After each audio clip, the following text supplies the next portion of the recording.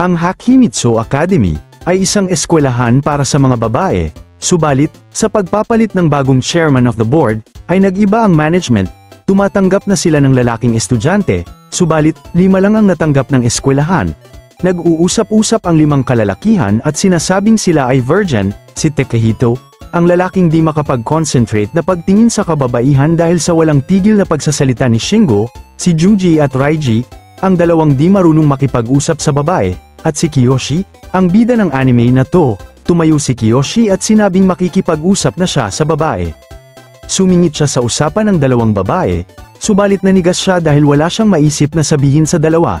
Tinawanan lang siya ng mga babae, at dumating pa ang isang babae upang ilayo sila kay Kiyoshi. Sabi ni Takehito, guwapo naman siya, at sabi ito ng nanay niya. Subalit, lahat sila ay sinubukan ng makipag-usap sa mga babae, ngunit hindi sila pinapansin ng mga ito.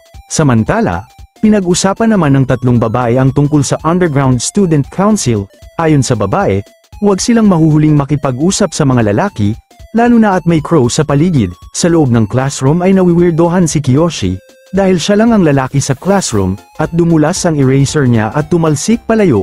Pinulot niya ito at pinakitang may sumo wrestler ang eraser. Nakita ni Chiyo ang eraser at napansin niya ito. Nahiya naman si Kiyoshi, dahil baka akalain ni Chiyo na mahilig siyang manood ng sumo, at para kay Kiyoshi, si Chiyo ang pinakamaganda sa klase. At sa di inaasahang pagkakataon, si Chiyo ay fan ng wrestling at parehas sila ng eraser ni Kiyoshi. Sa labas, ay nag-aantay ang 4 na kalalakihan, at napagkonklusyonan nila, na nasa itsura ni Kiyoshi ang madalas magka-diarrhea, kaya hindi pa ito nagpapakita sa kanila. Subalit, si Kiyoshi ay walang tigil na nakikipag-usap kay Chiyo tungkol sa wrestling. At niyaya ni Chiyo si Kiyoshi, na manood ng sumo wrestling tournament, at pumayag siya. Sa may school dorm nila, ay napagkasunduan nilang manilip ng mga babae. Ayon sa 5, hindi pa sila nakakakita ng katawan ng babae, kaya gagawin nila ito. At dinugo si Joji, sa sobrang intense ng iniisip niya. Kaya nagmamadali silang tumakbo, at sinabi ni Takehito, na madaming cute sa class 11. Kaya sila ang bobosohan nila. Naisip ni Kiyoshi, na mga kaklase niya yun. At kailangan niya itong pigilan dahil ayaw niyang makita nila ang hubad na katawan ni Chiyo. At ramdam na ni Kiyoshi ang matinding uhaw ng mga kaibigan niya. Sa rooftop, ay iniisip ni Shingo kung paano sila maninilip sa mga babae. Natuwa na si Kiyoshi dahil hindi na sila matutuloy. Subalit, nakaisip si Takehito ng paraan. Ang paggamit ng video call sa cellphone. Dahan-daang binaba ni Kiyoshi ang cellphone, subalit nang nalaman niyang sa kanya ito ay nahulog dahil sa pagkagulat niya. Dahil phone ito ni Kiyoshi. Ayon sa 4, ay dapat siya ang bumaba at kunin ang phone bago pa sila mahuli. Pagbaba ni Kiyoshi, ay agad niyang nakuha ang phone niya. Subalit nasa likod niya pala si Chiyo. Tatakas na ang 4, subalit na pagkamalan ni Chiyo si Kiyoshi na si Mayumi. Ito ay dahil malabo ang mata ni Chiyo at wala itong suot na contact lens. Naghuhubad na si Chiyo sa likod niya, at pinaghubad na din siya ni Chiyo, upang maligo. Di naman nagustuhan ng mga kalalakihan na si Kiyoshi ang nakikita nilang naghuhubad. Dahil nainggit ang 4 na kalalakihan, ay nag-ready na din ito para sumunod kay Kiyoshi. Subalit, bigla silang inatake ng mga crows at lumabas ang 2 babae. Si Kiyoshi naman ay na-stalk sa bathroom ng mga babae. Lumabas ang totoong Mayumi, malapit nang mahuli si Kiyoshi. Nang biglang may sumigaw na babae, na binobosohan sila ng mga kalalakihan. Agad nagkagulo at lumabas ang mga kababaihan. At saktong nakatago si Kiyoshi. Sa may field ng eskwelahan, ay nakagapos ang 4 na lalaki. Hinahanap ng babaeng nakasalamin, ang isa pang lalaki na kasama nila. Si Kiyoshi, matapos latiguhin ng babaeng nakasalamin si Takehito ng paulit-ulit, ay sinabi pa din ni Takehito na silang 4 lang ang nangboboso. Kaya sinugod sila ng mga kababaihan. May lumabas namang mabait na babae sa likod ni Kiyoshi. Inabutan siya nito ng Underground Student Council Guidebook. Doon ay pinakilala ang mga Student Council. Ang babaeng may camera, ay ang secretary na si Hana Midorikawa. Ang vice president naman ay si Miko Shireki. Sila ang nagbabantay ng tamang pag-uugali sa eskwelahan. At tinanong ni Kiyoshi kung sino ang president. Ito ay walang iba kundi ang babaeng kausap niya. Ang tinaguriang si Mari the Crow Master. Dinala ng president ang bugbog na katawan ni Kiyoshi, at ibinagsak sa harap ng apat. Subalit ang iniisip lang ni Kiyoshi ay si Chiyo. Kinaumagahan, ay binasahan na ni Mari ang 5 ng mga kasalanang nilabag nila. At ang parusa ay pagkakulong sa school prison ng 1 buwan. Pag sila ay nahuling tumatakas, ay madadagdagan ng 1 buwan ang parusa nila. At tuwing lumalabag sila ay patuloy lang itong tataas. 3 pagkakamali ay expulsion ng parusa. At makaka-attend lang sila ng klase gamit ang monitor sa kulungan. Susubukan naman ni Shingo na magsumbong sa magulang nila. Kaya inabot ni Mari ang phone niya, at sinabing, sabihin niya sa magulang nila na nahuli silang ng boso. At natahimik ang 5. Sila din ang gagawa ng mga barikada sa prison gamit ang mga materyales na galing sa eskwelahan. Habang nagtatrabaho ay nahuli ni Kiyoshi na nakatingin si Chiyo. Si Shingo naman ay naparusahan dahil sa pag-inom nito ng tubig. Napag-alaman din ng student council na dinudugo si Joji dahil sa matindi nitong kabastusan, at pinalo niya ito. Hinarangan siya ni Raiji at dinuraan sila ni Miko sa sobrang pandidiri. Hindi pa nakontento si Miko, at pinalilinisan pa niya ang sapatos niya gamit ang dila ni Raiji. Didikit na ang dila ni Raiji, subalit pinigilan ito ni Kiyoshi. Kaya umalis na lang si Miko. Habang kumakain, ay sinabi ni Raiji na sa susunod na magtrabaho sila, ay huwag siyang kausapin ni Kiyoshi. Maging si Tekito, Joji at Shingo, ay ganun din ang sinabi.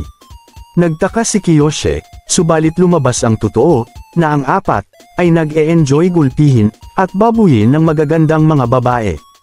At napagtanto ni Kiyoshi, na ibang kahayupan meron ang apat. Napansin naman ni Mari, na nag-e-enjoy ang mga lalaki, sa nangyayari sa kanila. Habang pinaparusahan si Kiyoshi, hinihiling ng apat na parusahan din sila ni Miko. Kaya, pinasama na ng student council si Hana kay Miko. Ang unang utos ni Hana ay maghanap ng 4-leaf clover. Ibebenta nila ito sa school fair, at magdodonate ng pera sa mga mahirap na kabataan. Habang nalilibang manood ang apat sa mga naglalarong kababaihan, napansin ito ni Hana at natikman ni Shingo ang unang parusa ni Hana. Ang axe kick sa ulo at nag-isay ito. Si Hana pala ay pang top 4 ng Karate League. Sa takot ay nakahakot sina Kiyoshi ng napakadaming leaf clover. Subalit, nakakita si Hana ng 3 ang dahon, kaya pinatikim niya sa 5 ang galing ng 4th rank ng Karate League. Samantala, si Chiyo naman ay nakikipaglaro sa mga kaklase. At nasabi nito na ang taong mahilig sa sumo ay may mabubuting loob. Balik kay Kiyoshi, humiwalay siya sa grupo upang maghanap ng 4-leaf clover. May nakita siyang batang uwak, at ibinalik niya ito sa nest. Subalit, nakita siya ni Chiyo. Aamin na sana si Kiyoshi ng kasalanan niya, subalit natakot ito, dahil naniniwala si Chiyo na maganda ang saloobin ni Kiyoshi. Nangamba si Chiyo na hindi na sila matutuloy ni Kiyoshi sa sumo contest. Ngunit, buong tiwalang nangako si Kiyoshi na matutuloy sila sa panunood nito. Natuwa si Chiyo at nagpaalam na, sa di inaasahang pagkakataon, ay umihi si Hana sa ilalim ng pwesto ni Kiyoshi. Subalit inatake siya ng nanay ng mga uwak at nahulog ito papunta kay Hana.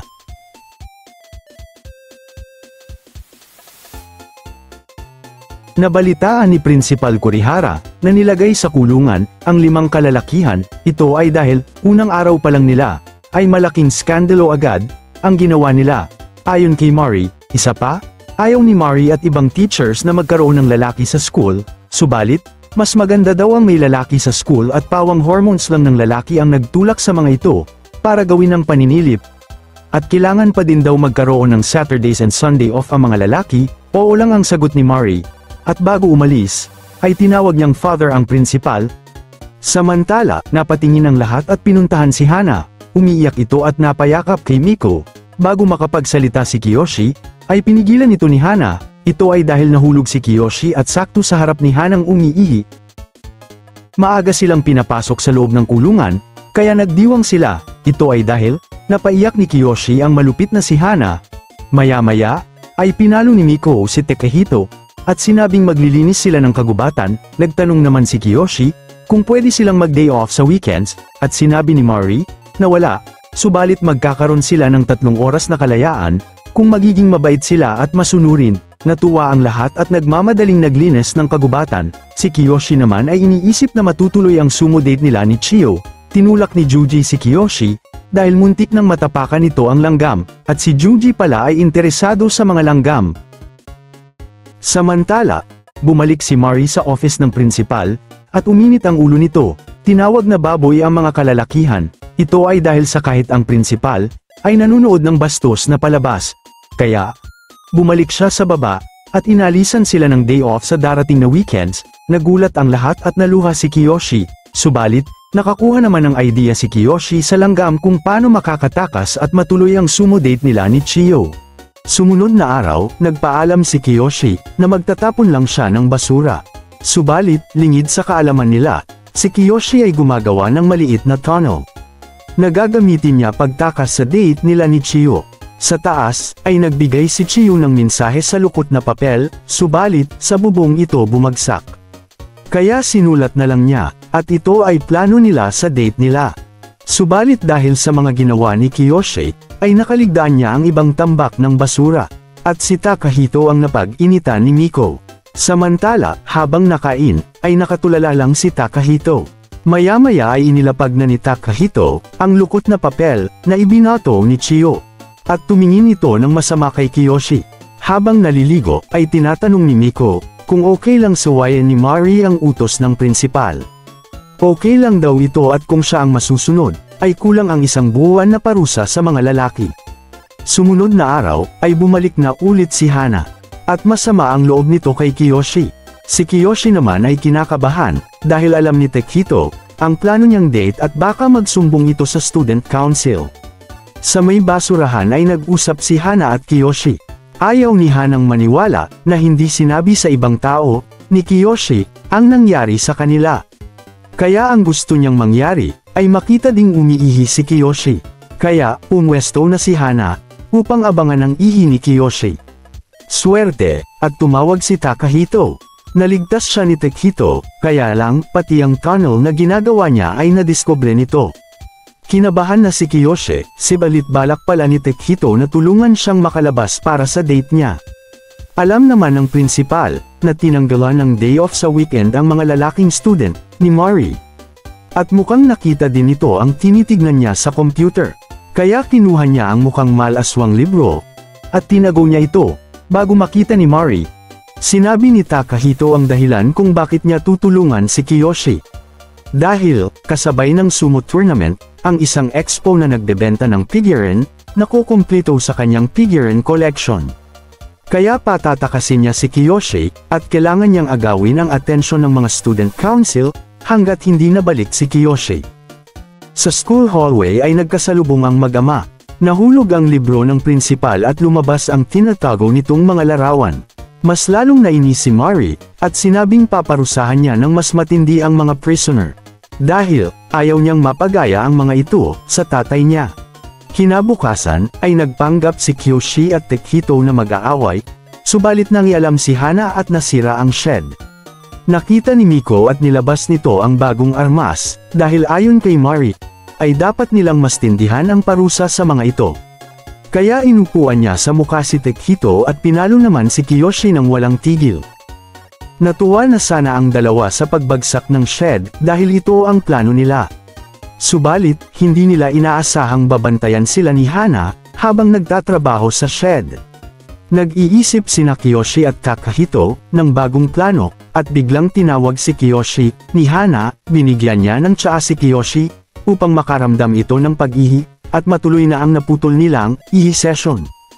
Balik sa pag-iisip ng bagong plano, ay napansin ni Takahito na naiihi si Kiyoshi. Pinaalam niya ito kay Hana kaya umalis muna ang dalawa. Tinakbuhan naman ni Kiyoshi, si Hana, at dumiretso sa CR ng lalaki. Subalit, nasundan pa din siya ni Hana. Sa paglaban ni Kiyoshi ay natumba si Hana, at hindi naman napigilan ni Kiyoshi ang kanina niya pang tinitiis. Napasigaw na lang si Hana. Tinignan ni Miko kung anong nangyari, at naabutan niya si Hanang, basang-basa. Kinabukasan, ay hindi nakapasok si Hana, dahil masama ang pakiramdam nito. Namangha si Takahito kay Kiyoshi, at kung ano man daw ang ginawa nito kay Hana, ay malaking tulong sa pagtakas nila, ang hindi pagpasok ni Hana.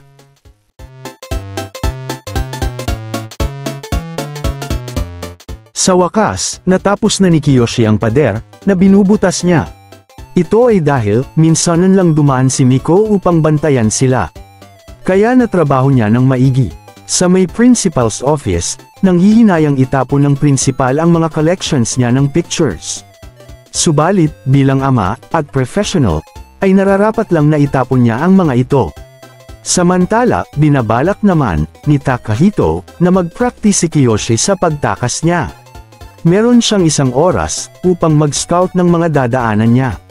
Subalit, dapat makabalit si Kiyoshi, bago mag-ring, ang bell ng school. Paglabas ni Kiyoshi, ay nakita niya agad ang train station. Nainggit naman siya sa magkasintahan, na naglalandian sa daan. Bago umuwi, ay nakita niya ang prinsipal. Sa may eskwelahan, ay hinanap ni Miko si Kiyoshi kay Takahito. Nagtatapon ito ng basura ayon sa kanya. Ang prinsipal naman ay hinahalikan ng koleksyon niyang larawan bago ibaon. Biglang tumunog ang bell. Mas kinabahan naman si Takahito dahil mas galit nang hinanap ni Miko si Kiyoshi. Subalit, sumabot si Kiyoshi sa butas at hindi makapasok. Malapit nang makarating si Miko sa butas, kaya ginamit ni Takahito ang ginawa niyang trap, at bumagsak si Miko. Sakto namang dumating si Kiyoshi. Nadinig naman ni Shingo na nag-uusap sina Kiyoshi at Takahito. Bumalik sila sa mess hall ng prison block. Nag-uusap pa rin sina Kiyoshi at Takahito tungkol sa pagtakas. Naistorbo sila ni Shingo na inisip na mas close na ang dalawa. Dumating si Miko dala ang forms na binigay niya. Nakasuot siya ng pajamas niya. Tuwang-tuwa si Takahito, kaya nasapak na naman siya. Nilabas na ng 5 ang request form nila. Subalit, ang hiling ni Shingo na hair gel, ay hindi pinagbigyan. Ang pwede lang ay kay Joji na ant farm ang hiniling. Pinagbigyan din nila si Takahito sa request nitong pocket audio, nang sabihin niyang gagamitin niya sa English lesson. Nag-post din si Miko ng schedule para sa susunod na buwan, kaya na-excite ang mga lalaki. Pero, nalaman nila na ang track club meet ay kasabay ng araw ng pagtakas nila. Agad-agad, inutusan niya sina Takahito, Kiyoshi, at Shingo na maging tagadala ng bagahe. Sila Joji at Raiji naman, trivia ang ginawa. Kinabukasan, sa basurahan, ay nag-usap sina Takahito at Kiyoshi. Gusto nilang gawing kasabwat si Shingo, dahil makakasama nila ito sa araw ng pagtakas nila. Excited naman sana si Shingo, dahil hindi na niya ganong nakakasama sina Kiyoshi at Takahito. Subalit di sinasadyang, narinig niya ang usapan ng dalawa.